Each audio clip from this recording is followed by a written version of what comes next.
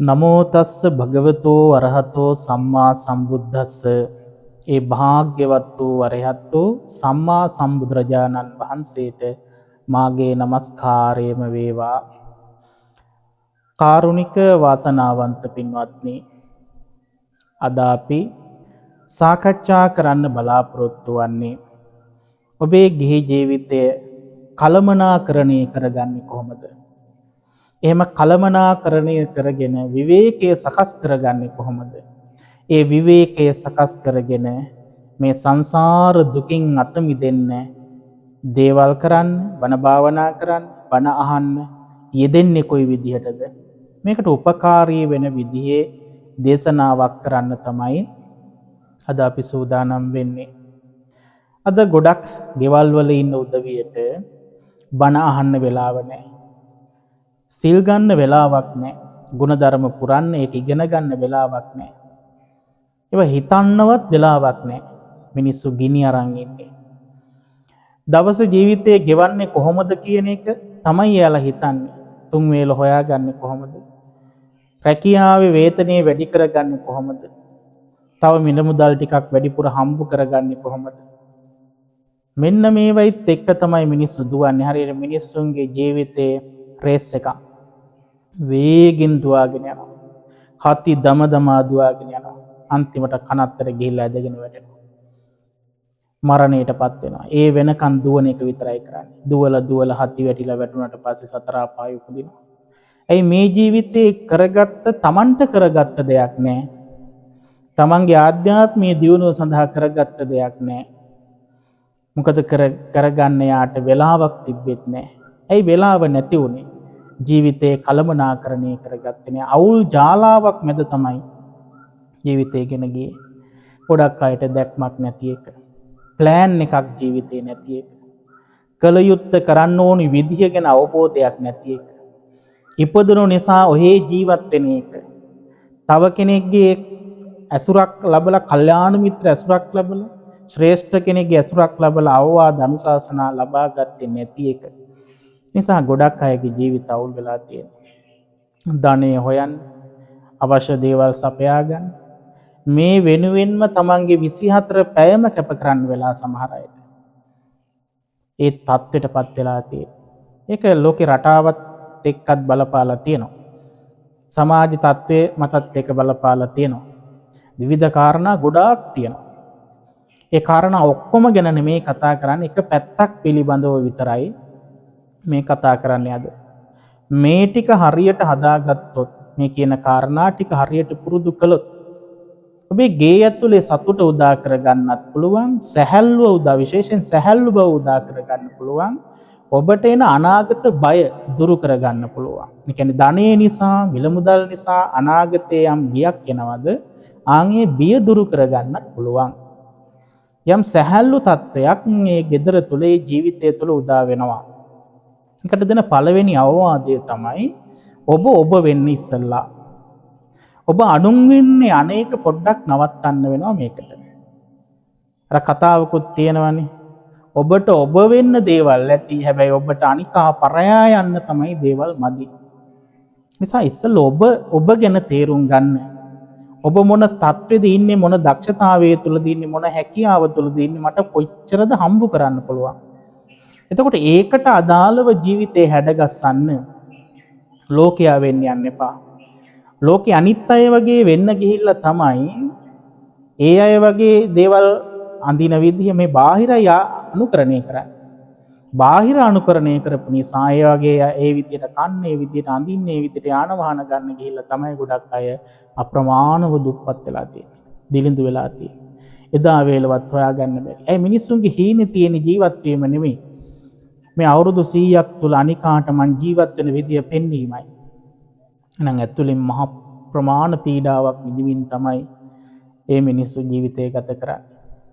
එහෙනම් පළවෙනි අවවාදය හොඳට සිහිය තියාගන්න. ඔබ වෙන්න. ලෝකයා වගේ වෙන්න උත්සාහ කරන්න එපා. ලෝකයා කරන දේවල්, කියන දේවල් ඒ විදිහට ඔබ ගත කරන්න යන්න එපා. එතකොට ඔබ රොබෝ කෙනෙක් වෙනවා. නම් ඔබට අනුව ජීවත් වෙන්න, ඔබේ ලෝකයේ gedara කරගන්න, ඒ gedara සැහැල්ලුව, සැනසෙල්ල උදා කරගන්න පුළුවන් විදිහට වැඩ කරන්නට ඕනේ. මේකට හොඳ කළමනාකාරීත්වයක් තියෙන්න ඕනේ ගෙදරක් වුණාම. ගේ ඇතුලේ හොඳ කළමනාකාරීත්වයක් තියෙන්නට ඕනේ.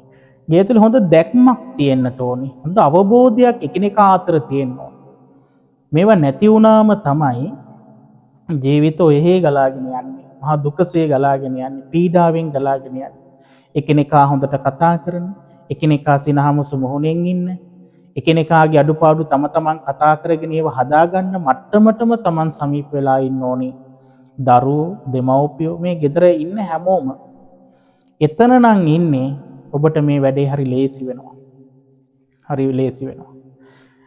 ගිහි ජීවිතයක් ගත කරන කෙනෙකුට ඒ ජීවිතේ සුවපත් කරගන්න අවශ්‍ය කරන ප්‍රධාන සාධකයක් නේ ධනය කියලා කියන්නේ.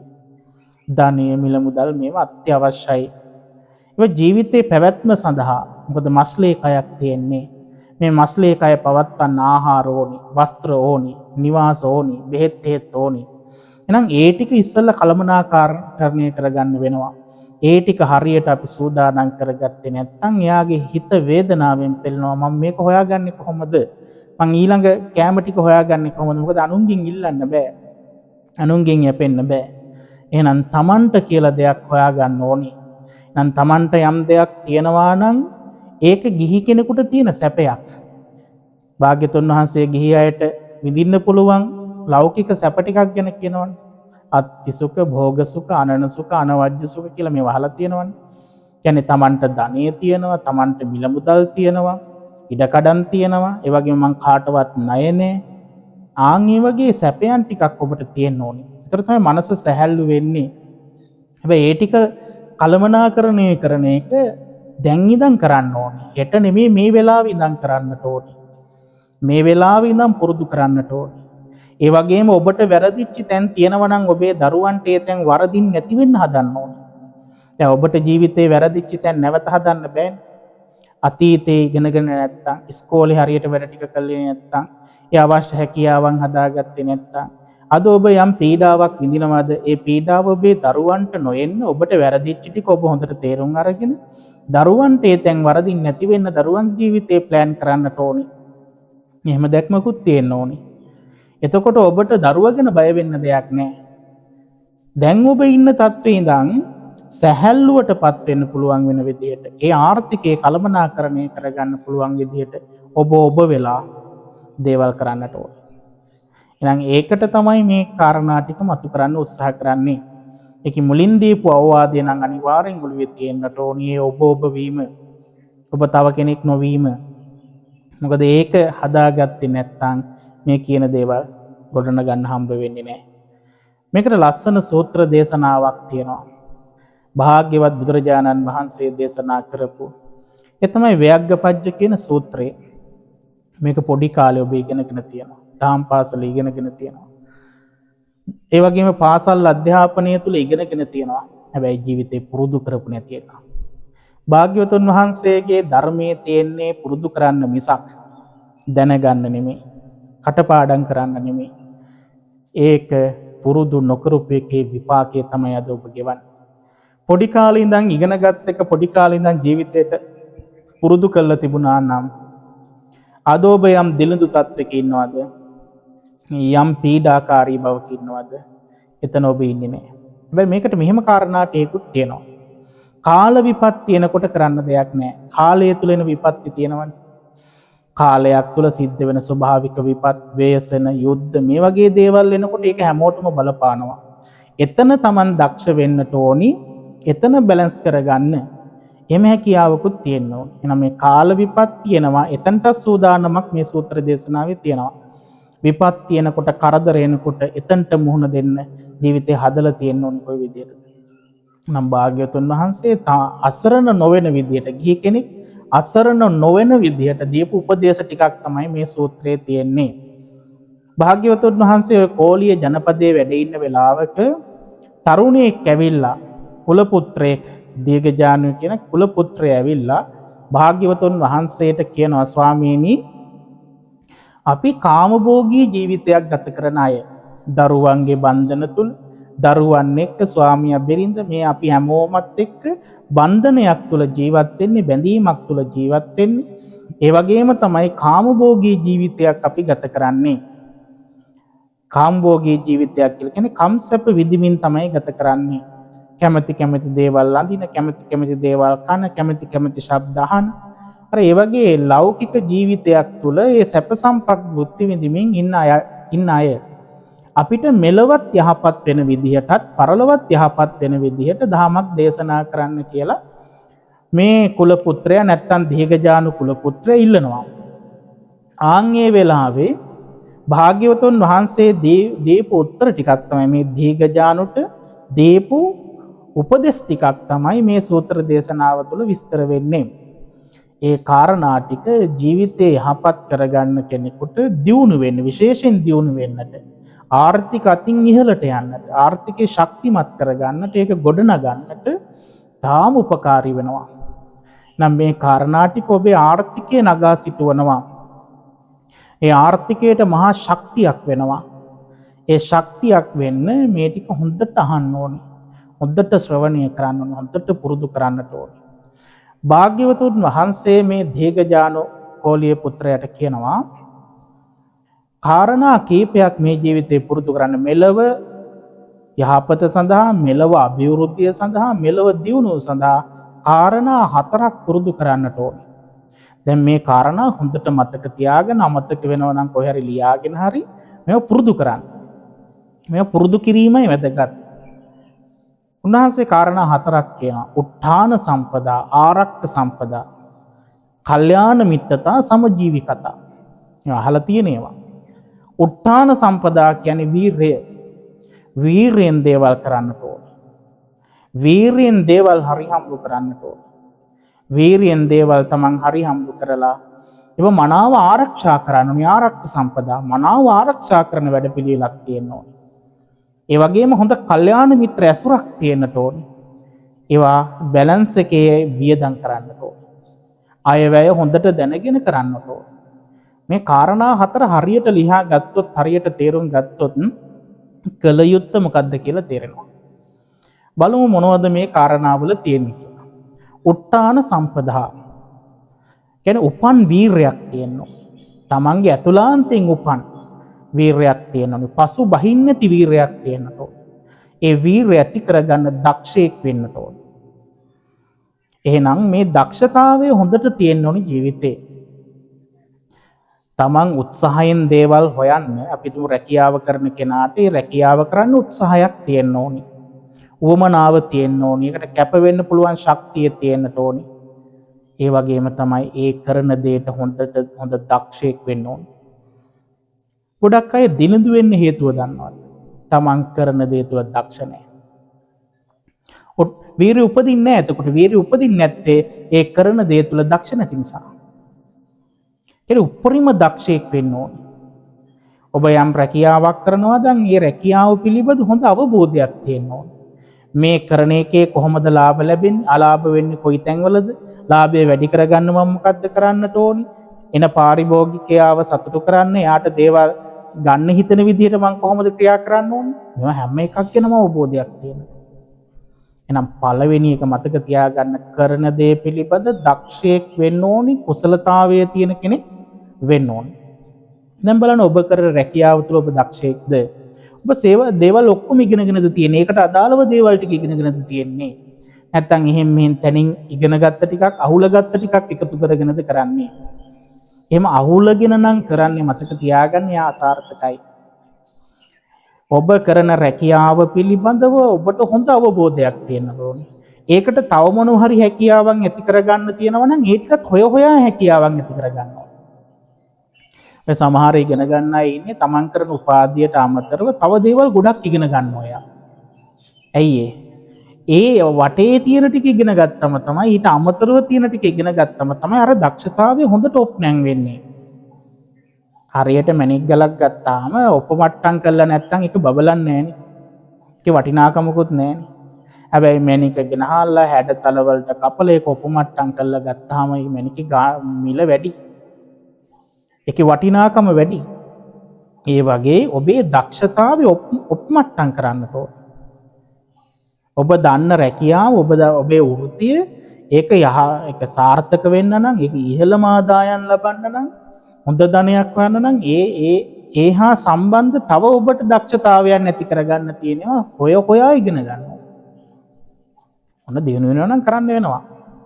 එහෙනම් මතක තියාගන්න වීරිය උපදින්න නම් ඔබ කරන දේ පිළිබඳ වීරිය උපදින්න නම් හොඳ දක්ෂයෙක් වෙන්න. දක්ෂතා කරන දේ පිළිබඳ හොඳ දක්ෂයෙක් වෙන්න. ඒ කියන්නේ ඇසූ පිරිවු තැන් ඇති කෙනෙක් වෙන්න ඕනේ. ඒක ඔබ ඇති කරගන්න අම්මා කෙනෙක් නම් ඒ අම්මගේ වගකීම හොඳට දැනගන්න. ඒ අම්මගේ කෘත්‍යය මොකක්ද කියන එක හොඳට දැනගන්න.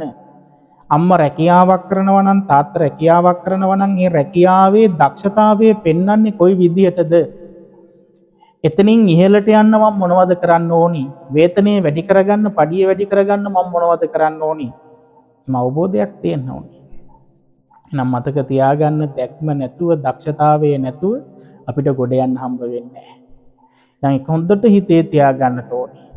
ඊළඟට මේ උත්හාන වීරිය ඇති වෙන්නේ, කියන්නේ උපන් වීරිය, නොපසුබස්නා වීරිය රඳා පවතින්න නම් එයා අනලස් වෙන්න ඕනි. කම්මැලි කෙනෙක් වෙන්න බෑ. කම්මැලි කෙනෙක් වුණොත් බෑ. උදේ පාන්දර නැගිටින්න නැත්තම්, උදේ පාන්දර නැගිටලා ඒ රැකියා ස්ථානෙට උදෙන්ම යන්නේ නැත්තම් එයා අසාර්ථකයි. ලංකාවේ ගොඩාක් බලන්න කඩවල් අරින්නේ 9ට 10ට.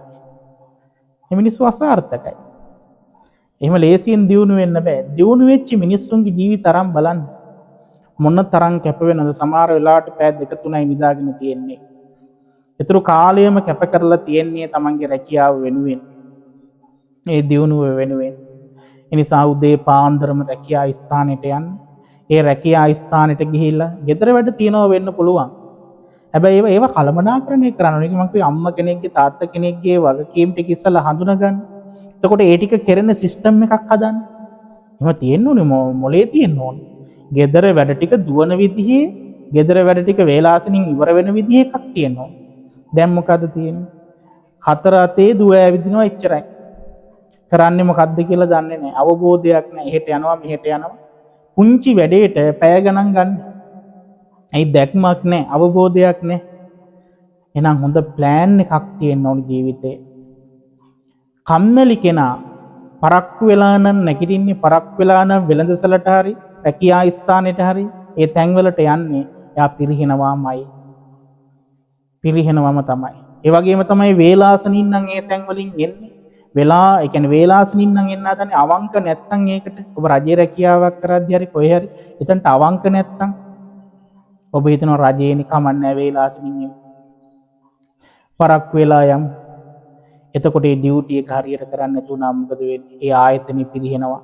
ආයතනෙ පිරිහෙනවා කියන්නේ රජේ පිරිහෙනවා. රජේ පිරිහෙනවා කියන්නේ ඔබට ලැබෙන වේතනය අඩු වෙනවද වැඩි වෙනවද? තව අඩු වෙනවා මිසක් ඒක වැඩි කරගන්න හම්බ වෙන්නේ නෑ. මොකද දියුණු වෙන්න ආර්ථිකයේ ගොඩනැගෙන්න තමයි ඔබට වේතනෙත් වැඩි වෙන්නේ. එහෙනම් රාජ්‍ය සේවකයෙක් වේවා, පෞද්ගලිකාංශ සේවකයෙක් වේවා, තමන්ගේ ඩියුටිය, තමන්ගේ ජොබ් එක හරියට දුන්නොත්, එතනට හරියට අඩු වෙනුත් නැතුව වැඩි වෙනුත් නැතුව හරියට දෙන්න. හරියට දුන්නොත් මතක තියාගන්න එතනින් ඔබට වේතනයේ වැඩිවීමක් සිද්ධ වෙන්න පුළුවන්. ආර්ථිකයේ දියුණු වීමක් සිද්ධ වෙන්න පුළුවන්. මොකද ඒව දියුණු වුණොත් තමයි ඔබ දියුණු වෙන්නේ. එහෙනම් ඔබ කරන දේට අවංක වෙන්න ඕනි. කරන දේට උපරිම අවංක වෙන්න ඕනි. මේ අවංකභාවය නැතුව නම් කරන්න හම්බ වෙන්නේ නැහැ. එහෙනම් මේ අවංකභාවය තුළ ඉඳගෙනම කම්මැලිකම දුරු කරන්න ඕනි. එතකොට තමයි වීරිය උපදින්නේ.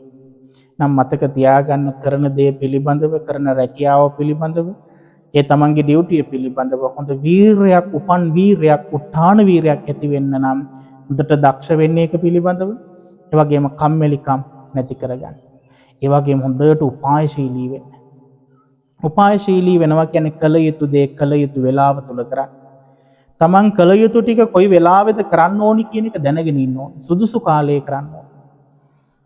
ඒක හොඳට තමන්ගේ දරුවන්ට පුරුදු කරන්න, ඔබත් පුරුදු වෙන ගමන්. කියන්නේ කලට වේලාවට වැඩ කිරීම කියන එක, નિયમિત වේලාවට වැඩ කරනවා කියන එක හොඳට පුරුදු කරන්න ජීවිතේ. පුංචි කාලේ දරුවන්ට ඉගෙන ගන්න දේට යොමු කරන්න. එහෙනම් ඒ ඉගෙනීම තුළ ඒ පොඩි කාලේ කරන්න ඕනි ටික පොඩි කාලේ කළොත්, ඒක නිවැරදිව කළොත්, අනලස්ව කළොත්, දක්ෂව කළොත්, උත්හාන වීරියෙන් කළොත්, යාට තරුණ වෙනකොට ආසරණයිද? තරුණ වෙනකොට අසරණ නැහැ. එහෙනම් පුංචි කාලේ මේ දරුවට තියෙන්න ඕනි දැක්මක්, ඒ පුංචි කාලේ ඉඳන්ම තියෙන්න ඕනි අරමුණක්, පුංචි කාලේ ඉඳන්ම තියෙන්න ඕනි යා යුතු තැනක්, Tamanට සිහිනයක්. එහෙනම් එතනට යන්න යාව උනන්දු කරවන්න ඕනේ. එහෙනම් වීරිය උපදවන්න ඔබ උදව් කරන්න ඕනේ. මතක තියාගන්න අම්මලා තාත්තලා දරුවට වීරිය උපදවන්න උදව් කරන්න ඕනේ. දක්ෂතාවය අවුරුද්දෙන් වැඩි වෙන හැටි පෙන්වන්න ඕනේ. පුතේ ඔයා ගිය අවුරුද්දට වඩා මෙන්න මෙච්චරක් මේ අවුරුද්දේ ඔබ වැඩි වෙලා තියෙනවා. දියුණු වෙලා තියෙනවා. ඉස්කෝලේ ලකුණු වලින් නෙමෙයි.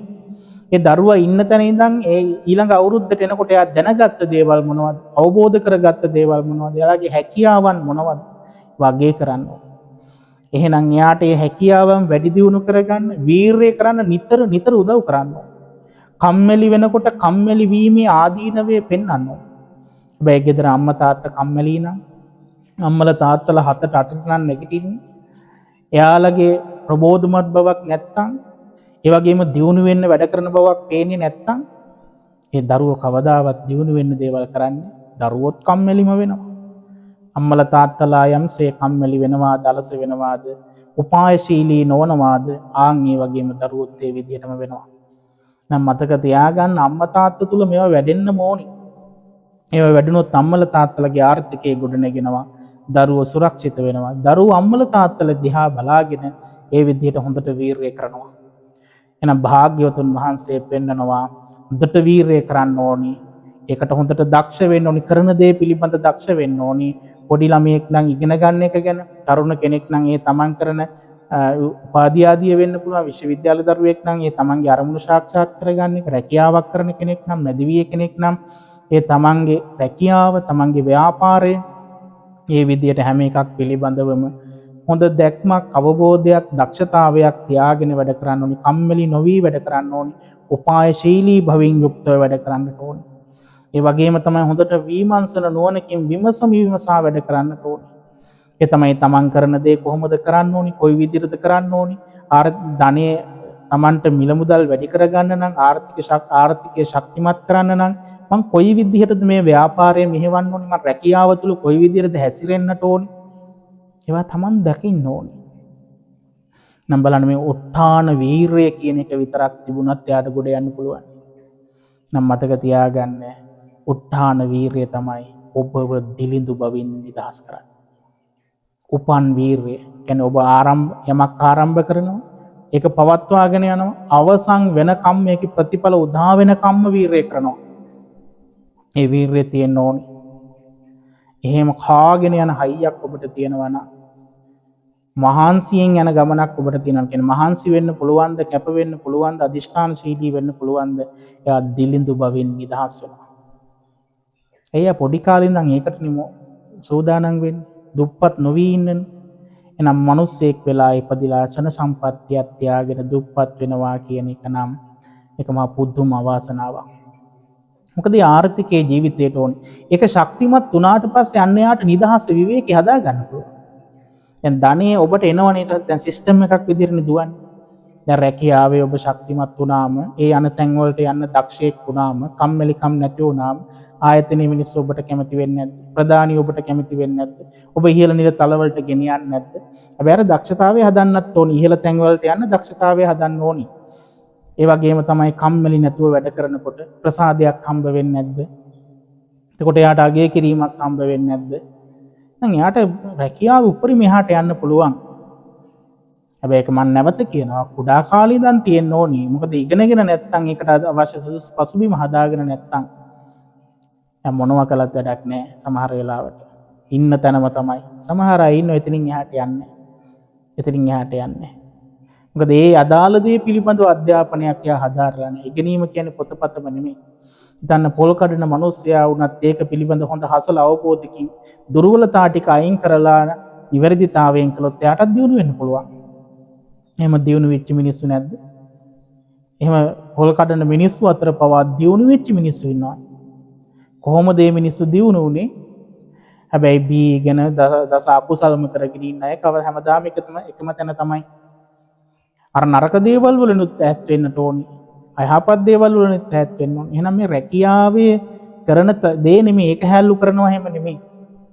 කරන දේ මොකක් වුණත් ඒ කරන දේ පිළිබඳ දක්ෂයෙක් වෙන්න, කම්මැලි නැති කෙනෙක් වෙන්න, ඒක හොඳට විමසන්න පුළුවන් කෙනෙක් වෙන්න, උපායශීලී කෙනෙක් වෙන්න, ඒක දියුණු කරගන්න ක්‍රම හදාගන්න පුළුවන් කෙනෙක් වෙන්න. එහෙම කෙනාට මොනවා කළත් එයා දියුණු වෙනවද? වර්තමානයේ බලන්නකො විවිධ ක්ෂේත්‍ර වලින් ඉහළට ගිය මිනිස්සු. විවිධ විදිහට කෙනෙක්ගේ උපායශීලීත්වය වැඩි. ඒ සුදුසු වෙලාවන් වල සුදුසු දේවල් කිරීම, හොඳ ප්ලෑනින් තියෙනවා. හොඳ දැක්මක් තියෙනවා. සමහර අයගේ දක්ෂතාවය වැඩි. සමහර අයගේ වීරිය වැඩි. මේවා කවලමේ තියෙනවා. කෙනෙකාගේ එක එක දේවල් වැඩි. නම් ඔබ මේ කාරණා ටික ඇති කරගන්න උත්සාහ කරන්න. එහෙනම් පළවෙනි කාරණේ මම මතු කළා උත්තාන සම්පදා. හොඳට වීරිය කරන්න. වීරිය කරන්න නම් යාගාව තියෙන්නේ මොකද්ද? දක්ෂතාවය තියෙන්නට ඕනි. ඒ දක්ෂතාවයත් එක්ක කම්මැලිකම නැති බව තියෙන්නට ඕනි. ඒ වගේම තමයි උපායශීලී බව තියෙන්නට ඕනි. හොඳ ප්ලෑන් තියෙන්නට ඕනි. ඒ වගේම තමයි ඒවා විමසා යන්න ඕනි. ඒ කළ යුතු දේවල් කොහොමද කරන්නේ? ඒව ගැන අවබෝධය තියෙන්න ඕනි. ඒ වගේම තමයි ආර්ථිකයේ ශක්තිමත් නොවුනොත් Tamanට වෙන හානිය පිළිබඳ අවබෝධය තියෙන්න ඕනි. මේවා ගැනත් හොඳ අවබෝධයක් තියාගෙන වීරිය කරන්න. අදිලඳු වෙන්න විදිහක් නැහැ. භාග්‍යවතුන් වහන්සේ මේ ව්‍යාග්ගපජ්ජ සූත්‍රයේ තුල දීඝජානුකෝලිය පුත්‍රයාට කියනවා මේ ජීවිතය යහපත් කරගන්න, මේ ජීවිතය අභිවෘද්ධිය උදෙසා හොඳට වීරිය කරන්න, පටන්ගත් වීරියක් තියාගන්න, උත්තාන සම්පදාවක් තියාගන්න. කවදාවත් අසරණ වෙන්නේ නැහැ. ඒ ජීවිතේ කවදාවත් පල්ලෙහාට වැටෙන්නේ නැහැ. එහෙම ආර්ථිකයේ ශක්තිමත් කෙනා ඊළඟට මොකද්ද කරන්න ඕන?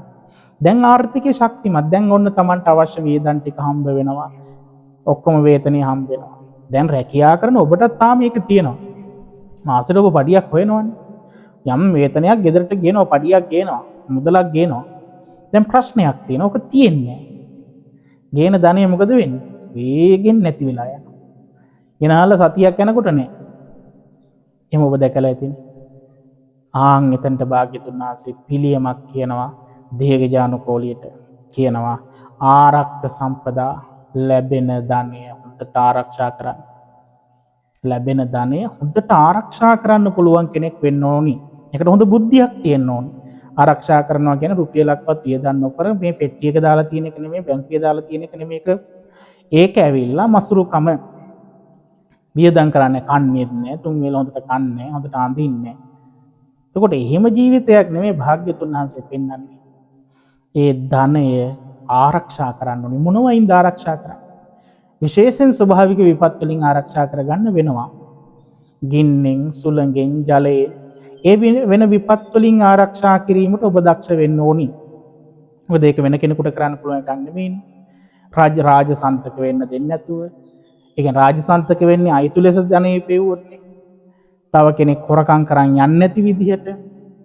ඒ ආරක්ෂාව දාගන්න Taman දක්ෂ වෙන්න ඕනේ. එහෙනම් අපේ ධනය කාටවත් චෝදනා නොකරන තැනකදී අපිට අහිමි වෙන්නේ ගින්නෙන්, සුළඟින්, වැස්සෙන්, අවුවෙන්, මෙන්න මේ වගේ දේවල් වලින්. මොකද අපිට කියන්න කෙනෙක් නැහැ ඊට පස්සේ. වැඩිකාරයෙක් පෙන්වන්න නැහැ. එතකොට ඒ වයින් ආරක්ෂා කරගන්න. සොර සතුරන්ගෙන් ආරක්ෂා කරගන්න. නම් ධනය ආරක්ෂා කිරීමේ වැඩපිළිවෙලක් තියෙන්න ඕනි. ඒක ඉතින් වර්තමානයේ තියෙන බැංකු ක්‍රමයක් තියෙනවා. හම්බ වෙන ධනය ඔබට බැංකුව දාන්න පුළුවන්. එහෙම ක්‍රම තියෙනවා. වර්තමානයේ ඒකට අවශ්‍ය කරන ඔක්කොම තියෙනවා. හැබැයි ඒත් ධනෙ නැහැ. ඒත් මොකද වෙන්නේ? හම්බ කරන ධනෙ ඉතුරු වෙන්නේ නැහැ. ඇයි? ආරක්ෂා කරන්න යා දක්ෂ නැහැ. Taman හම්බ කරන ටික නිකරුණේ යන පැති ටිකක් තියෙනවා. භාග්‍යතුන් වහන්සේ පෙන්නනවා ධනය විනාශ වෙන දොරවල් ටිකක්. මෙන්න මේ ටික තියෙන නිසා තිබුණොත් තමයි තියෙන ධනය බොහොම ඉක්මනින් නැති වෙන්නේ. එක්කෝ ඒ ගෙදර පුරුෂයා ස්ත්‍රීන්ට ලොල් වෙච්ච කෙනෙක්. ස්ත්‍රීන්ට ලොල් වෙලා, ස්ත්‍රියක් නම් පුරුෂයන්ට ලොල් වෙලා දැඩිව කාමයේ පස්සේ හඹාගෙන යන කෙනෙක්. කාමයේ නිසා වියදම් කරන මිනිස්සු කොච්චර ඉන්නවද? Tamanට හම්බෙන මුළු සේසතම සමහර වෙලාවට වෙන අයට දෙනවා. ගෙදර දරුවෝ බඩගින්නේ, බිරිඳ දරුවෝ බඩගින්නේ. බයනියම් සම්බන්ධතා නිසා වෙන්න පුළුවන්. කාමයේ දැඩි වෙලා එයාට ඒක පාලනය කරගන්න ක්‍රම දන්නේ නැහැ. රාගය කියන එක අඩු කරගන්න ධාමක් එයා පුරුදු කළා නැහැ. මේ පුරුදු කරලා තිබ්බනම් ওই ප්‍රශ්නේ එන්නේ නැහැ. එහෙනම් ඒ වෙනුවෙන් සමහර වෙලට හොයන ධනෙන් 3 කොටස් 2ක් විතර වියදම් කරලා සෑහෙන්න වියදම් කරනවා එහෙනම්. එතකොට එයා දියුණු වෙයිද? දියුණු වෙන්නේ නැහැ. සමහර අය මත්ද්‍රව්‍යයට ඇබ්බැහි වෙලා. නම් මත්ද්‍රව්‍ය කියන දොරටු වෙනුත් සෑහෙන්න තරම් ධනෙ විනාශ වෙනවා. ධනය සෑහෙන්න විනාශ වෙලා යනවා මේ මත්ද්‍රව්‍ය කියන කාරණේ තුල.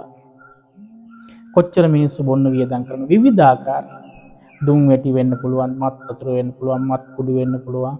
අද විවිධාකාරයේ දේවල් තියෙනවා. මාසෙකට කෙනෙක් පාටියක් දැම්මොත් සමහරලාට හොයපු පඩිය මේකට වියදම් කරන මොන මෝඩ වැඩක්ද? ගෙදර මිනිස්සු බඩගින්නේ තියලා එළියේ ඉන්න පිරිසක් සතුටු කරන්න තරම් ඒ හිත අසත්පුරුෂ වෙලා දරුවෝ බඩගින්නේ, බිරිඳ බඩගින්නේ, සමහර ස්වාමිවරු තමන්ගේ පිරිස පිරිවරාගෙන යහළුවෝ කියලා හිතාගෙන ඉන්න අය පිරිවරාගෙන මොකද කරන්නේ? අර හම්බෙච්ච ධනිය වියදම් කරලා පාටි දාන. ඒ ලෝකෙට පෙන්වන්න ඕනි තමන් සල්ලිකාරයෙක් බව, තමන්ට දේවල් තියෙන බව. අන්තිමට දුක් විඳිනවා. මාසෙට දවසක් විතර එහෙම ඉඳලා අනිත් දවස් ටිකේම හූල්ල ඉන්නවා. රසගෙවල් වල ප්‍රශ්න ගහ ගන්නවා, බැන ගන්නවා. රණ්ඩු කවුද නිර්මාණය කරගත්තේ? මොකද එයාට තමන්ගේ නිවස කියන ලෝකය, ඒ ලෝකය තමන්ට යහපත් කරගන්න බැරි වුණා. ඒක නිවැරදිව හදාගන්න, යහපත්ව හදාගන්න හැකියාව නැති වෙලා තියෙනවා. මේ හොඳට කල්පනා කරන්න. මේ හොඳට හිතන්න. තමන්ට මේ දේවල් නැති වෙන්නේ කොහොමද කියලා.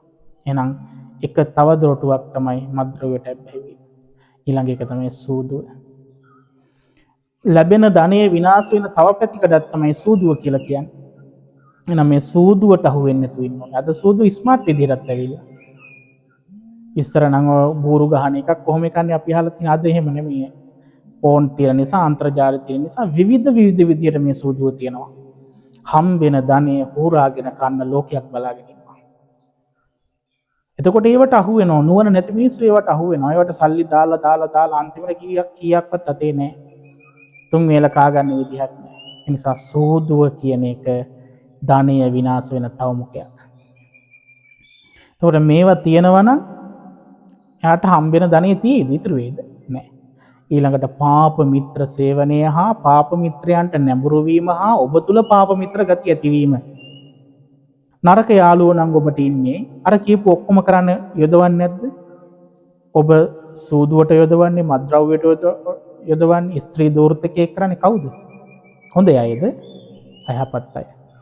නම් අයහපත් මිනිස්සු නිතරම මොකද කරන්නේ? පාප මිත්‍රයෝ නිතරම මොකද කරන්නේ? ඔබව දුකට ඇදලා දානවා.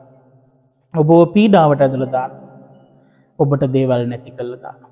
එහෙනම් පාප මිත්‍ර ඇසුර කියලා කියන්නේ ඔබට ලැබෙන ධනය විනාශ කළා දාන එක. මේකට හරි ලස්සන උපමාවක් භාග්‍යතුන් වහන්සේ මෙතන මතු කරනවා. හිතන්න වැවක්. වැවකට වතුර එන්නේ වැස්සෙන්. වැස්ස වැහැලා තමයි වැව පිරෙන්නේ. හැබැයි මේ වැවේ හතර පැත්තේ විශාල දොරටු හතරක් නැත්නම් වැව් බැම්ම කඩලා තියෙනවා හතර පැත්තෙන්. හතර පැත්තෙන් වැව් බැම්ම කඩලා තියෙනවා. ඒතර හතර පැත්තෙන් වැව් බැම්ම කඩලා තිබුණොත් මොකද වෙන්නේ? අර වහින වැස්ස මොකද වෙන්නේ? වේගින් අර දොරටු හතරෙන් ගලාගෙන යනවා. වේගින් ගලාගෙන.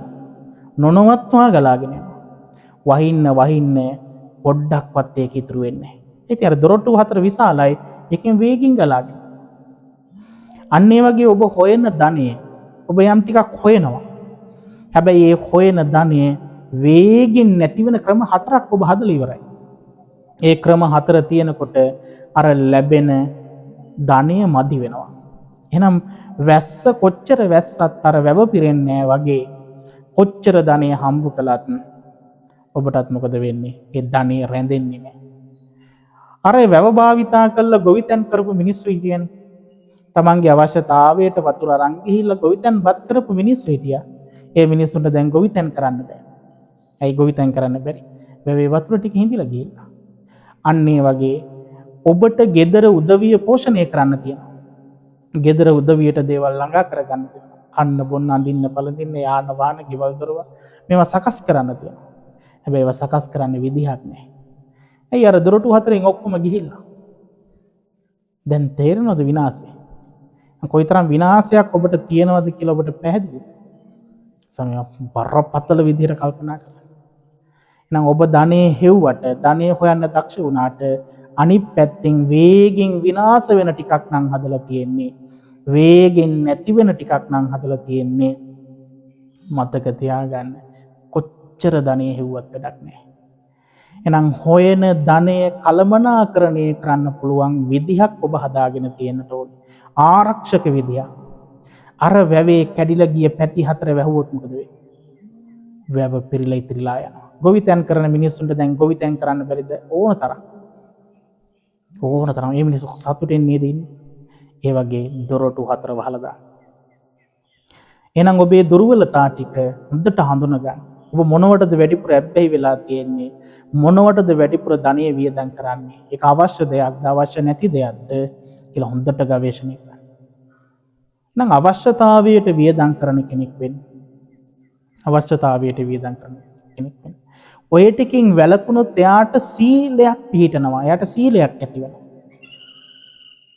හිතන්නකෝ ස්ත්‍රී දෝර්තකයක් වෙන්නේ නැත්තම්, සුරාවට ලොල් වෙන්නේ නැත්තම්, සූදුවට ලොල් වෙන්නේ නැත්තම්, එයා බොරු කියන්න පෙළඹෙයිද? කාමයේ වරදව හැසිරෙන්න පෙළඹෙයිද? සුරාපානයට පෙළඹෙයිද? අන්න ශික්ෂාපද ගොඩක් හොරකමට පෙළඹෙයිද නැහැ. ඕවට ගියාම නෙමෙයිද මත්ද්‍රව්‍ය වටත් යන ඒව වැහුණට පස්සේ ඒ වගේම තමයි සමහර අයට තරහ එන්නේ, වෛරයෙන්, පලිගන්න හිතෙන්නේ, මරන්න හිතෙන්නේ. ඒ වගේ චේතනායේද නම් පංචශීලයේ මෙතන ආරක්ෂා වෙනවා. පංචශීලයේ පවා රැකෙනවා ඊට පස්සේ. නම් එයා දන්නේම නැතුව මොකක් වෙනවද? සිල්වත් වෙන්න පටන් ගන්නවා. එයාගේ සීලය ඊට පස්සේ රැකෙන්න ගන්නවා. මොකද එයාගේ වැරදි අඩුපාඩු වෙන්නේ නැහැ. සිල්වත් භාවය කියලා කියන්නේ එයාට දේවල් ළඟා කරගන්න ශක්තිය. ඒ අතර දාණය හොඳට පුරුදු කරනවා නම්, කල්යාණ මිත්‍ර ඇසුර තියෙනවා නම්, නිතර බණ අහන එකක් තියාගන්නවා නම්, නිතර බණ අහන්න. හැබැයි ඔය දෝෂ තියාන බණ ඇහුවට වැඩක් නෑ. සමහර අය ආස්වාදෙට බණ අහන. ඔය දෝෂ තියෙන මිනිස්සුත් බණ අහනවා නැත්තේ නෑ. ඔය නරක වැඩ කරන මිනිස්සුත් බණ අහනවා. හැබැයි වැඩක් නෑ. ආස්වාදෙට බණ අහනවා. එයා ඒ ජීවිතේ පුරුදු කරන්නේ. දුර්වලතා ටික පුරුදු කළොත්, ඒ දුර්වලතා ටික දුරු කරගන්න පුරුදු කළොත් තමයි එයා දක්ෂයෙක් වෙන්නේ. එයා ජයගත්ත කෙනෙක් වෙන්නේ. එයා වීරියවන්ත කෙනෙක් වෙන්නේ. එයා ශාසනයට බැසගත්ත කෙනෙක් වෙන්නේ. භාග්‍යතුන් වහන්සේගේ පණිවිඩය පුරුදු කරන්න පුළුවන් කෙනෙක් වෙන්නේ. එහෙනම් භාග්‍යතුන් වහන්සේ මේ කිව්ව විදිහට ජීවිතය හොඳට පුරුදු කරන්න. එහෙනම් ලැබෙන ධනය ආරක්ෂා වෙන විදිහට වැඩපිළිවෙලක් හදන්න. අදම පටන් ගන්න කොලයක් අරගෙන බලන්න මගේ දුර්වලතා මොනවද ලියන්නේ. ලැජ්ජ වෙන්න දේවල් නෙමෙයි. කොලයක ලියලියා බලන්න මගේ මොනවද දුර්වලතා. මං ධනෙ නිකරුණේ වියදම් කරන කෙනෙක්ද? ඇයි අපිට මේ දිලුඳු වෙන්න වෙලා තියෙන්නේ? ඇයි අපිට දියුණු වෙන්න බැරි වෙලා තියෙන්නේ? ඒක හොයන්න ඕන. ඒක හොඳට හොයන්න. හොය ආයවට පිළියම් කරන්න. තමන් වීරය කරනවද? තමන් කරන රැකියාව පිළිබඳ, ව්‍යාපාරය පිළිබඳ දක්ෂ කෙනෙක්ද? අදක්ෂ කෙනෙක්ද? කම්මැලි කෙනෙක්ද? කම්මැලි නැති කෙනෙක්ද? මං උපායශීලී කෙනෙක්ද? උපායශීලීත්වයෙන් නැති කෙනෙක්ද? ඒක හොයන්න. ඒක හොඳට ගවේෂණය කරන්න. ඒ ටික හරියට ඔබට ගවේෂණය කරගන්න පුළුවන් වුණොත්, දුර්වලතා ටික ඔබට පේන්න ගත්තොත්, ඒ ටික සකස් කළොත් මතක තියාගන්න ඔබ දන්නේම නැතුව දියුණු වෙනවා. දන්නේම නැතුව දියුණු වෙනවා. බලාගෙන ඉඳි දියුණු වෙනවා. ආන් යාට තමයි විවේකීනේ. දැන් මේ ටික නැතුව බෑ යාට දහම කියන්න. අවශ්‍යතා ටික, මූලික කාරණා ටික හරියට හදාගත්තාම, ඒ පරිසරය හදලා තිබ්බහම ඒක දැන් දුවනවනේ ඊට පස්සේ. ඒක ඒ විදිහේ සිස්ටම් එකට යනවා. ආන් ඊට පස්සේ විවේකී හදාගෙන දහමට බහින්න තියෙන්නේ. මොකද මනුස්ස භවය ලබාගත්තම මේ ධර්මයේ හැසිරෙන්න, නිවන් දකින්න, මේකයි පරිහරණය කරන්න ඕනි එකට. හැබැයි ඒකට අර මූලික අවශ්‍යතා ටික අපි සපුරා ගන්නට ඕනි. ඒක සැහැල්ලුවෙන් යන විදිහක් සපුරා ගන්නට ඕනි. හැබැයි මේ කියපු ඔක්කොම හිතන්න ඕනි කවුරු විදිහටද? ඔබ විදිහට. මම ඔබට කියවනේ අනුන් වෙන්න උත්සාහ කරන්න එපා මෙතන. මේ කාරණෙත් එක්ක තව කෙනෙක් පරයා යන්න හදන්න එපා. ඔබ ඔබේ தත්ත්වය තේරුම් අරගෙන ඔබට අනුව ජීවිතය හැඩගස්වා ගන්නයි ඕනේ. එතන ඉඳන් මේ ටික හිතුවොත් තමයි හරියන්නේ. නැත්තම් මේ මනස තෘප්තිමත් නැහැ. ඔබට කෝටියක් හම්බුණත් මාසෙට තෘප්තිමත් නැහැ. කෝටියට වඩා රුපියලක් හරි හොයන කෙනෙක් හිටියොත් එයාට වඩා ඉස්සරහට යන්න ඕනි කමක් මේ හිතට එනවා. ඒකයි මං කිව්වේ ඔබ වෙලා ඉන්න අවශ්‍යතාවයන් ටික හඳුනා ගන්න. මේ මූලික අවශ්‍යතාවයන් ටික හඳුනාගෙන මේ කය සැහැල්ලුවෙන් පවත්වාගෙන විවේකයේ හදාගෙන ගැලවෙන්න දේවල් කරන්න. නැත්තම් මේ විඳින දුක සංසාරේ පුරාම විඳින්න බෑ. මිනිස්සෙක් වෙලා ඔහොම හරි ටිකක් තේරෙනවා. සතෙක් වෙලා ඉපදුණොත් දැන් කොහොමද කන්නේ? උපායශීලී වෙන්නද? වීරය කරන්නද? උත්තාන සම්පදාව ඇති කරගන්න. දැන් බල්ලෙකුට පුළුවන් උත්තාන සම්පදාව ඇති කරගන්න. පොසෙකුට පුළුවන්. කල්පනා කරන්න මේ මනුස්ස ජීවිතේ හින්දා තමයි හොටියක් පුළුවන්. ආයි සතර අපායටන හොටි කරන්න හම්බෙන්නේ නෑ. ගුටි කකා කන්න වෙන්නේ. පාර යනකොට ගල් පාරවා කන්න වෙනවා බත් ටිකක් කාලා එනවා. ආපහු ගල් පාරක් කාලා බත් ටිකක් කාලා එනවා. ඒ වගේ සත්තුනේ ඉන්නේ. ඒකට ඒ වගේ ජීවිතයක්ද ඕනි කියලා හොඳට කල්පනා කරන්න. එහෙනම් මේ මොකක් කරන්නද මේ හදන්නේ? අපි ඉස්සෙල්ලා මූලික අවශ්‍යතාවයන් ටික හදාගෙන විවේකයේ ගොඩනගාගෙන ඊළඟට මොකද කරන්න ඕන? ධර්මය අහන්න වෙලාව හදා ගන්නවා, භාවනා කරන්න වෙලාව හදා ගන්නවා, ධර්ම සාකච්ඡා කරන්න වෙලාව හදා ගන්නවා, විවේකී හදා ගන්නවා. ඒ කියන්නේ මම කිව්වේ දරුවන්ටත් මේව පුරුදු කරන්න. ඒතර දරුවන්ට ආයිත් ඔබ හම්බ කරන්න ඕනි කියලා එකක් නැහැ. දරුවන්ට ඔබ දේවල් හොයලා දෙන්න ඕනි කියලා එකක් නැහැ. එතනින් පස්සේ ඒ දරුවන්ට තනියෙන් හොයාගන්න පාරණි හදලා දීලා තියෙනවා. ඒකයි කරන්න ඕන.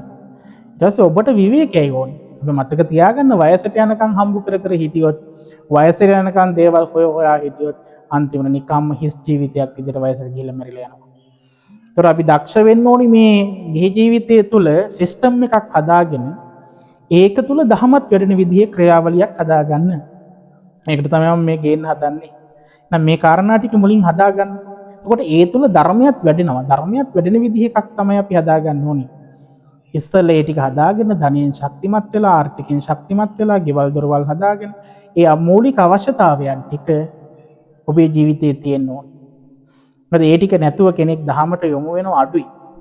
නැත්තේ නේ සමහර යථාර්ථය හොඳට තේරුණා නම් සංසාරේ පුරා වඩලා තියෙනවා මේ ගෙවල් මොකටද ඊට කඩම් මොකටද කියලා දමල ගහලා ඇවිල්ලා ඒ ක්‍රමෙ පුරුදු කරනවා.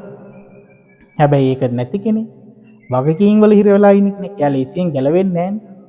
මොකද එයා ඒකත් එක්ක යන්නේ. එතකොට ඒවත් එක්ක යන කෙනාට තමයි මේ කාරණා ටික මතු කරලා දෙන්නේ. එහෙනම් එයා දක්ෂ වෙන්නට ඕනි උත්තාන සම්පදා, ආරක්ක සම්පදා කියන මේවා ජීවිතේ පුරුදු කරන්නට. ඊළඟට භාග්‍යතුන් වහන්සේ පෙන්නනවා කල්යාණ මිත්‍රතා. කල්යාණ මිත්‍රතාවය, ඒ කියන්නේ කල්යාණ මිත්‍ර ඇසුරක් තියෙන්න ඕනි. කල්යාණ මිත්‍රය ඇසුරු කලේ නැත්තම් ධනය ආරක්ෂා කරන්න හම්බෙනවද? කීයටවත් හම්බෙන්නේ. ඒ උන් ටික තමයි එක් කරගෙන යන්නේ ධනෙ විනාශ කරන දොරටු 4ම අරලා දෙනවා. එකක් නෙමේ දොරටු 4ම අරලා දීලා අර ධනෙ සම්පූර්ණයෙන් නැති කරන තත්ත්වයටපත් කරනවා.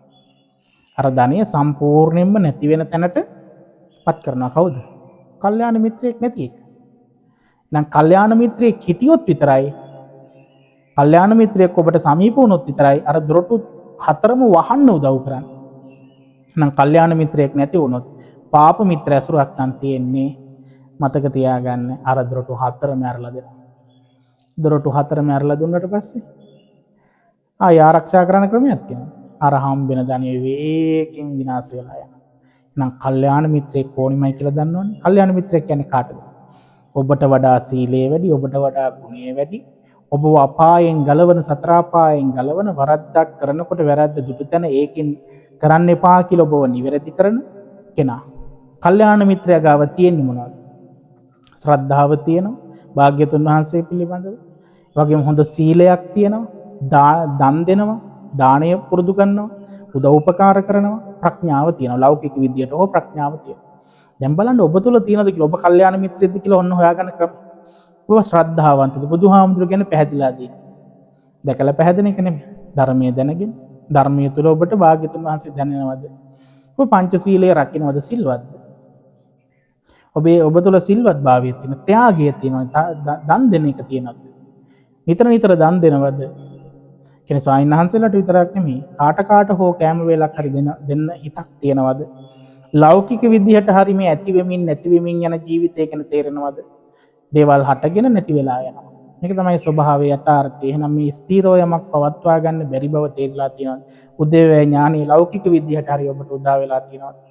උදා කරගන්න උත්සාහ කළා තියෙනවා. ආන් ඒක නා කල්යාණ මිත්‍රයා. දැන් කල්පනා කළාම එහෙම එක්කෙනෙක්වත් ඇසුරු කරනවා. එහෙම එක්කෙනෙක්වත් මොන අවාසනාවක්ද? එහෙම ආයමයි ඇසුරු කරන්න කෙනෙක්. ඒ කියන්නේ ගැලවෙන්න කැමති කෙනාට, සසර යන්න කැමති කෙනා, සතර අපායට යන්න කැමති කෙනා කවුරු ඇසුරු කළත් කමක් නැහැ. එහෙනම් මේ ඇසුර මේ තරම් ප්‍රබල වෙන්නේ ඇයි? ඉතින් අමුතුවෙන් කියන්න දෙයක් නැහැ. වර්තමාන සමාජයේ පිරිහෙන්නේ කවුරු නිසාද බලන්න. ඇසුර වැරදිලානේ.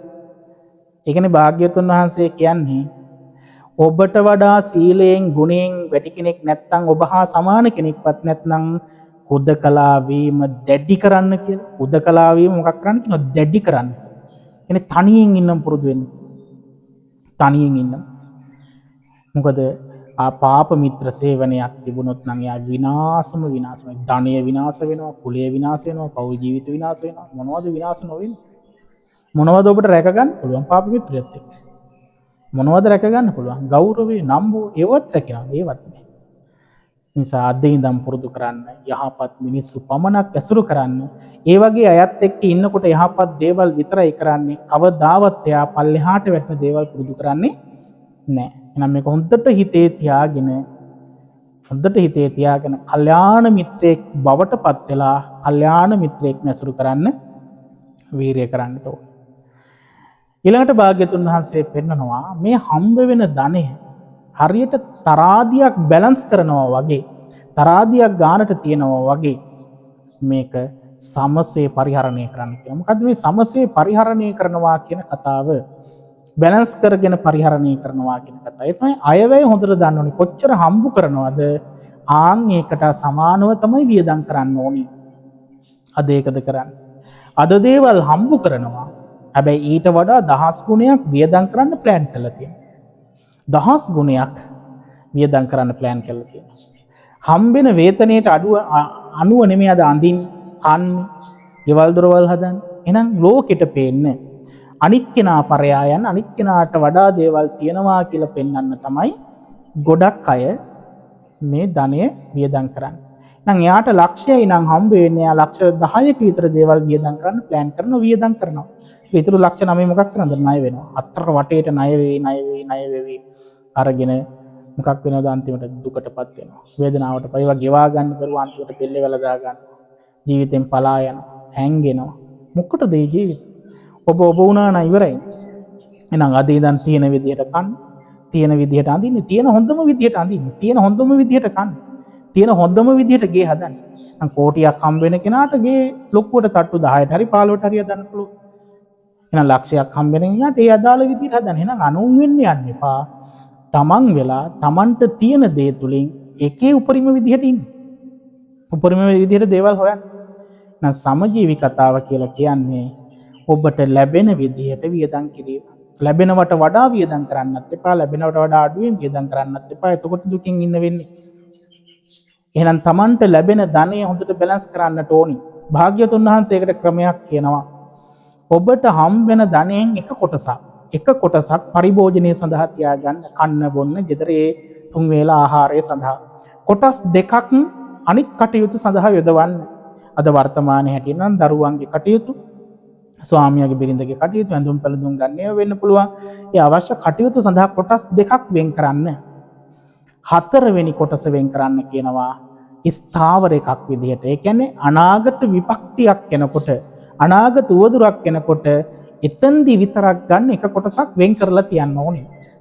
හිතන්නකො 1000යි නම් දවසට හොයන්නේ, මාසෙටම හොයන්නේ 1000යි කියලා හිතන්න. එතකොට ඒකෙන් කොටසක් අනිවාර්යෙන් අනාගතේන උපද්‍රවයක් සඳහා, අනාගතේන විපතක් එන වෙලාවක ප්‍රයෝජනය සඳහා ගන්න කියලා තියන්න. අන්න එතකොට අනාගත බිය යනවා. එහෙනම් කරදර එනකොට, විවිධ ව්‍යසන තත්ත්වයන් එනකොට ඒකට මුහුණ දෙන්න යම් ශක්තියක් තියෙනවා. යම් ශක්තියක් එතන තියෙනවා. එහෙනම් ඔබ හොයන ධනෙන් එක කොටසක් මොකක් සඳහාද? පරිභෝජනය සඳහා. කොටස් දෙකක් මොකක් සඳහාද? ඒ කටයුතු වලට, කියන්නේ gedara කරන කටයුතු, සමාජීය කටයුතු, ඒ වගේ දේවල් වලට යොදවන්න. එතන දානමාන ආදී පින්කම් කරන එකටත් ඒකෙන් කොටසක් එතනම වෙන් කරගන්න. ඒ වගේම තමයි ස්ථාවර කොටසක් ඔබ තියාගන්න. ස්ථාවර කොටසක් ඔබට තියෙන්න ඕනේ. ඒක මොකක් සඳහාද? උපද්‍රවයක් එන වෙලාවට, කරදරයක් එන වෙලාවට පාවිච්චි කරගන්න. එහෙනම් මේක හොඳට තේරුම් අරගෙන මේ කරුණු 4 ජීවිතේ පුරුදු කළොත් ඔබ ධනවත් වෙනවා. ඔබට විවේකී හදා ගන්න පුළුවන්. එහෙනම් හොඳට අද ඉඳන් හොඳට වීරය කරන්න. තමන් කරන දේ හරියට කරන්න, වීරය කරන්න. ඒකේ දක්ෂයෙක් වෙන්න, ඒක කම්මැලියෙක් නොවෙන්න, ඒකේ උපායශීලී වෙන්න. ඒ උපායශීලී වෙලා පාප මිත්‍ර ඇසුරුනොත් වෙන් වෙලා හොඳට ඒ ටික හරියට කරගන්න. ඒ වගේම හොඳට විමසන්න පුළුවන් කෙනෙක් වෙන්න ඒ ටික. ඒ කරන දේවල් කොහොමද කරන්නේ? ඒ පිළිබඳ හොඳ නුවණක් තියාගන්න. ඒ වගේම තමයි ඒ විදිහට හොයන ධනයක් තියෙනවනේ. ඒක විනාශ වෙන දොරවල් ටික වහලා දාන්න. ඒ විනාශ වෙන දොරවල් ටික වහලා හරියට වැවක් 4 පැත්තෙන් කැඩිලා තියෙනකොට ඒ කැඩිච්ච තැන් වැහුවම වැව පිරලා ඉතිරිලා ගිහිල්ලා Tamanට අවශ්‍ය දේවල් කරගන්න පුළුවන් වගේ Taman හොයන ධනයත් ඉතුරු වෙන විදිහට අර දොරවල් ටික වහන්න. ඒකෙන් ධනය හොඳට ආරක්ෂා කරගන්න. පාප මිත්‍රයන් දුරින්ම දුරු කළා දාන්න. ඒ වගේම තමයි හම් වෙන ධනය කොටස් 4කට බෙදලා පරිභෝජනය කරන්න. කොටස් 4කට බෙදලා ස්ථාවර කොටසක් වෙන් කරලා තියාගන්න. කවදා හරි විත්තක් එනකොට ආන්ගේ වෙලාවෙදි ගන්න. එහෙම එකක් ඔබේ ජීවිතේ පුරුදු කළොත් එතකොට ලෙඩක් දුකක් හැදෙනකොට ගන්න පුළුවන්. ව්‍යසනයක් එනකොට ගන්න පුළුවන්. ඒ වගේ දේවල් වලට. ඒ වගේම තමයි අර කොටස් දෙකක් අපි වියදම් කරනවනේ ගෙදර කටයුතු වලට. ඒ වයිම පින් දහම් නිතර කරන්න පුරුදු වෙන. දාන් දීම, සිල් රැකීම අනිවාර්යෙන් නිතර පුරුදු කරන්න. මොකද ඒක ශක්තියක් වෙනවා ඔය හොයන ධනිය වැඩි කරගන්න හා ඒ වගේම තමයි ඒ තුල සැපසේ ජීවත් වෙන්නට. දන් දීම හොඳට තියෙන්න ඕනේ. ස්වාමින් වහන්සේලාට විතරක් නෙමෙයි කාට හෝ ත්‍රිසං සතෙකුට හරි නිතර දන් දෙන්න. දවසට එක වේලක් හරි දන් දෙන්න. සතෙකුට හරි කෑම වේලක් දෙන්න. මිනිස්සෙකුට හරි කෑම වේලක් දෙන්න. නිසා ඒවා හොඳට පුරුදු කරන්න. නුවණ හොඳට පුරුදු කරන්න. හොඳට බණ අහන්න, නිතර බණ අහන්න. ඒ තුල මෙලව ජීවිතේ ආර්ථික වශයෙන් දියුණු වෙන්න, ආධ්‍යාත්මික වශයෙන් දියුණු වෙන්න එක ශක්තියක් වෙනවා. එහෙනම් ඔය කාරණා ටික හොඳට පුරුදු කළාම එයා පංචශීලය තුල දන්නේ නැතුව පිහිටනවා. එයා දන්නේත් නෑ එයා පිහිටලා. මොකද කල්යාණ මිත්‍රයොත් එක්ක නම් ඉන්නේ එයා ප්‍රාණඝාතය කරන්න යන්නේ නෑ, හොරකම් කරන්න යන්නේ නෑ, කාමී වර්ධව හැසිරෙන්න යන්නේ නෑ, බොරු කියන්නේ ඒවා මේ වගේ සුරාපානයට යන්නේ. මොකද අර දොරවල් ටික වහලා දැම්මට පස්සේ ධනෙ විනාශ වෙන මුඛ ටික වැහුවට පස්සේ එයාට ඒව කරන්න බෑ. එතකොට එයා සීලයක පිහිටනවා. සිල්වත් බව එන්න පුරුදු වෙන්න එයා ගුණවත් වෙනවා. ඒ ගුණවත් භාවය තුළ ඉන්නවා. තමන්ගේ ගෙදර උදවියට කරුණාව දක්වනවා. ඒ අය වෙනුවෙන් දේවල් සිද්ධ කරනවා. එතකොට එයාට ටික විවේකී හැදෙනවා. ඊට පස්සේ සිස්ටම් එකකට මේ ගෙදර වැඩ ටික යන්නේ. ඒතර බණ අහන්න වෙලාව තියෙනවා, පන්සල් යන්න වෙලාව තියෙනවා, පින්කම් කරන්න වෙලාව තියෙනවා. ඒ අවශ්‍ය කාරණා ටික ගානට සකස් කරලා තියෙන්නේ. එහෙනම් ඔබට දෙන පැවරුම තමයි මේ දේශනාව තුළ. මේක තව කොටසක් කරන්න තියෙනවා. ඒ තමයි පරලෝ ජීවිතේ යහපත් වෙන කාරණා 4ක් තියෙනවා. අපි ඒක තව දේශනාවකදී සිද්ධ කරනවා. එහෙනම් මේ දේශනාවේ ඔබට දෙනවා යම් පැවරුමක්. ඒ පැවරුම තමයි අද කොලයක් අරගෙන මේ අනිවාර්යෙන් කරන්න. මේක අනිවාර්යෙන් ඔබට යහපතක් වෙනවා. කොලයක් අරගෙන ලියන්න ඔබේ අඩුපාඩු මොනවද කියලා. මම දියුණු වුණේ නැත්තම් දියුණු වෙන්න දෝෂ ටික මොනවද? මම දිලිඳු කෙනෙක් නම් ඇයි මං දිලිඳු කියලා ලියන්න කොලයක ලියන්න. කොලයක ලියලා දිලිඳු වෙන්න හේතු ටික, දුප්පත් වෙන්න හේතු ටික හොඳට ලියන්න. ඇයි හැමදාම ප්‍රශ්නේ තමන්ගේ ඇතුළාන්තය තුළ තියෙන දෝෂ ටික ඔබට හොයාගන්න පුළුවන් වුණොත් ඊළඟට එහා පැත්තෙන් ඔබ ලියා ගන්න මොනවද ඒකට කරන්න පුළුවන් පිළියම්. දැන් මේ කියලා දුන්නේ පිළියම් 4ක්. ඔබට වීරිය තියෙනවද?